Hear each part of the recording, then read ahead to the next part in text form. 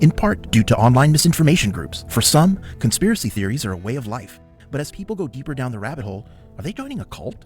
We asked a sociologist to walk us through the similarities and the differences between these online communities and cults. People do have this idea that all cults are religious, which absolutely isn't true. There's every kind of cult. Therapy cult, UFO cult, Eastern cults, New Age cults, you name it. And of course there are political cults. Political cults can thrive just like any other cult. They can be from the left or the right. I myself was in a left-wing cult back in the 70s and 80s. People are forming online communities and finding the same sense of belonging and purpose as they would have in a physical group. They do have the same kind of closed mindset that we see in cult members. We will knock out out the evil.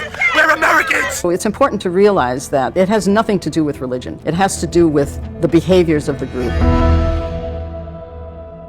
According to Dr. Lalich's framework, cults share 4 behaviors or characteristics: a transcendent belief system, systems of control, systems of influence, and a charismatic leader.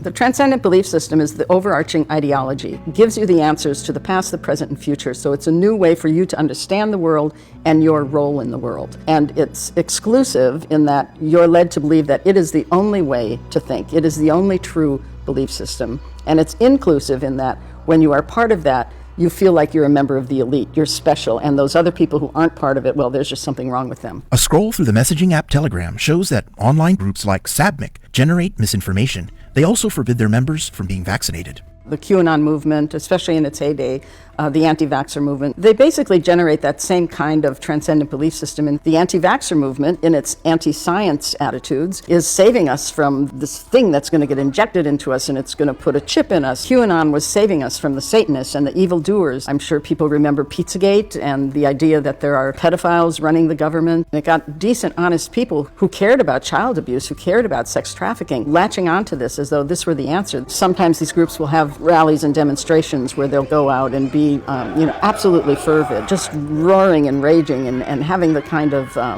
exuberance for their own beliefs that can seem quite frightening to those of us who are watching from the outside.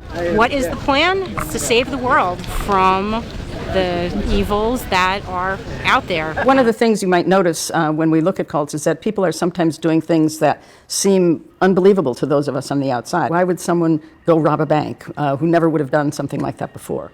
And this is part of that resocialization process where your sense of morality that you brought into the group with you is being altered so that you're taking on the morality or the immorality of the cult leader. And you'll end up doing things that in any other context you wouldn't have done.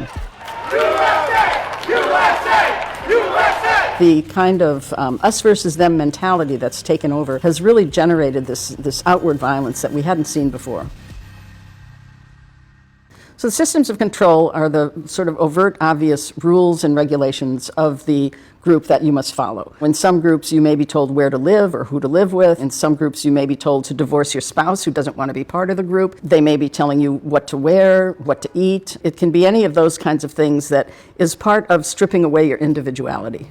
Is there a parallel in online political groups? These online communities do have their own systems of control where people are expected to speak a certain way, behave a certain way. They'll wear t-shirts that are expressing their belief or their love for a certain idea, or there's obviously the kind of paraphernalia that is familiar from those of us who've studied cults. Those kinds of slogans are very useful, lock her up. So systems of influence are the more subtle manipulations of your emotions. Guilt, shame, fear, love. And one big part of the systems of influence is the peer pressure. The chanting of the slogans at the rallies is one of the systems of influence. Because it's what we call a high arousal technique. It basically gets the believer or the follower pumped up, right? And when you get pumped up, your critical thinking shuts down. So when your critical thinking shuts down, you're not able to question, what the hell am I doing, right? You're just going along with the crowd, and this kind of, mass hysteria sets in where everybody's chanting the same thing, sort of reaffirms your loyalty. Stop the steal! Stop the We know from our studies of cults that one thing that they are closed systems. I call them self-sealing systems. The sort of clever but also dangerous aspect of the online communities is the way the algorithms work. And so that you click on something and before you know it, something else pops up and then you click on that and you get led down these paths without maybe even realizing where you're going and without having time to think about it. There is a risk in banning these groups from the more public social media, which has happened with some of the groups. And then they go to the more secretive social media platforms. It's like falling down the rabbit hole. Before you know it, you're like lost in a world of like-minded thinkers and think you found a community that you feel part of, and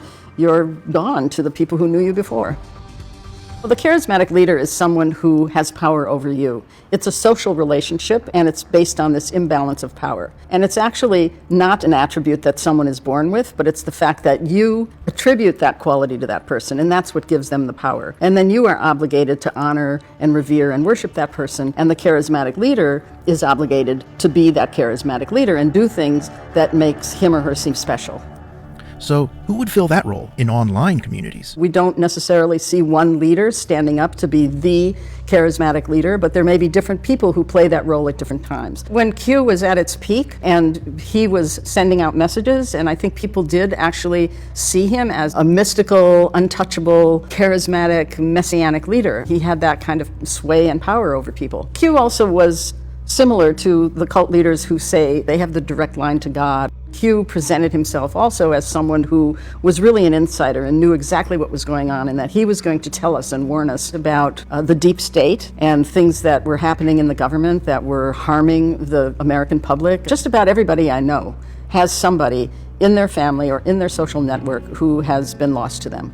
With political divisions in America at an all-time high, what advice does Dr. Lalich have for someone trying to reconnect with a loved one in an online group that feels cult-like? Another parallel to what we see in cults is this concept of cognitive dissonance, which means when reality butts up against your belief system, 99% of the time people are going to stick with their belief system rather than go with reality because it's what they know, it's what their identity is wrapped up in, and it's safer. Everybody who's in one of these closed groups has doubts, and they're never able to express those doubts. We need to be compassionate to that person, but I call it critical compassion because it's something you need to do very carefully. So first you want to build rapport. You want to bring back good memories of things you did before. Don't challenge the person. Don't think, oh, I've got the best arguments. It's only going to drive that person deeper into whatever it is they believe in. So you have to think about how to connect with that person again in a way that is going to just open up their eyes a little bit. It may happen 6 months down the road, and that's why I say never give up. Never give up hope. Don't ever cut that person off. Being in a cult or being in one of these hateful groups, there's a lot of loneliness and stress. If that person can see a way out, they'll take it one day, and they'll thank you.